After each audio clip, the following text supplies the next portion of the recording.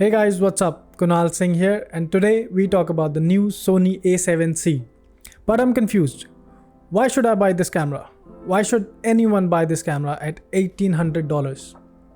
Let's break it down.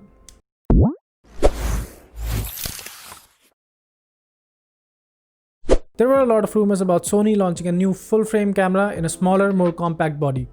Some of these early rumors called this camera the A5, which would have made sense because it's smaller than the A7 series, but instead it's called the A7C, where apparently the C stands for compact. But comparing it side by side, they basically look the same. There's not a huge difference, just the head is chopped off now.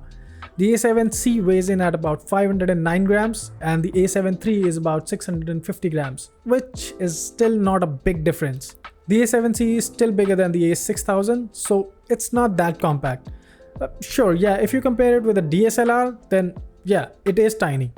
Despite being marketed as a compact camera, the A7C features a 24 megapixel full-frame CMOS sensor, which I think is the same as the A7 III.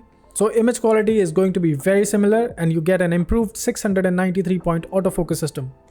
ISO goes from 100 all the way to 51,200 and it should hold up nice even at higher ISOs.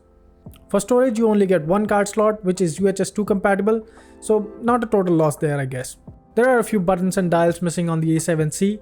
The front dial is now gone, along with all the custom buttons. The viewfinder on the A7C has shifted to the left of the camera, so you might find it a bit awkward at first. But that's not even the problem. This viewfinder is so small that you're gonna have to put up a fight to look through it, so good luck with that. The flip-out screen is a nice addition and it has the same menu system as the A7 III, which is not really a problem once you get used to it. You also get microphone and headphone jacks, and USB charging is there as well. Now let's take a look at the video performance of this camera, which is what I am interested in, and I'm sure most of you are as well. Right off the top, you get 4K video recording, which is to be expected. This is 2020, we have 8K and 12K cameras now. You can shoot up to 30 frames per second in 4K and up to 120 FPS in Full HD. One major feature that this camera has is that there are no record limits, which means you can shoot for as long as you want until you run out of storage, the battery, or if you manage to run it long enough, until it overheats. The rest of the video specs are almost identical to the A7 III. This is still an 8-bit camera and the chroma subsampling is 420, and you don't get any 60 FPS at 4K internally or when using an external recorder. Now the biggest question that I have is, who is this camera for really? I mean, don't get me wrong, this is a great camera. If it was 2018. The A7 III came out almost 2.5 years ago and it was a remarkable camera back then because nobody offered those specs at that price point. It was an incredible camera. I've shot tons of projects on the A7 III, but the A7C just seems like a rebranded A7 III. It's hard for me to see this camera as my main camera in 2020. And hear me out. If I just want a compact camera for YouTube, I don't need to spend $1,800 for just a camera body. I'm looking at the A6600. And if I want quality for a bigger project, say a music video, why would I even bother with an 8-bit camera anymore?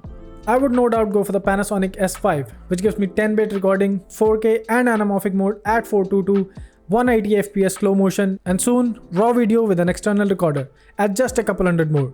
And the difference between 8-bit and 10-bit video is a lot when you put them side by side. So the A7C is a tough sell for me. If this camera was priced between $1,200 to $1,400, that would have been appealing. Now with that said, I think I see this camera as a great companion camera to my main camera.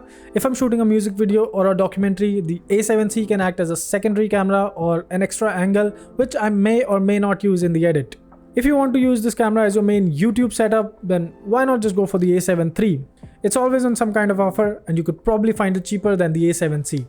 And again, if you want quality for your videos, there are a lot better options. So let me know in the comments below what you think of this camera and would you buy one? If you like this video, give it a thumbs up and also consider subscribing.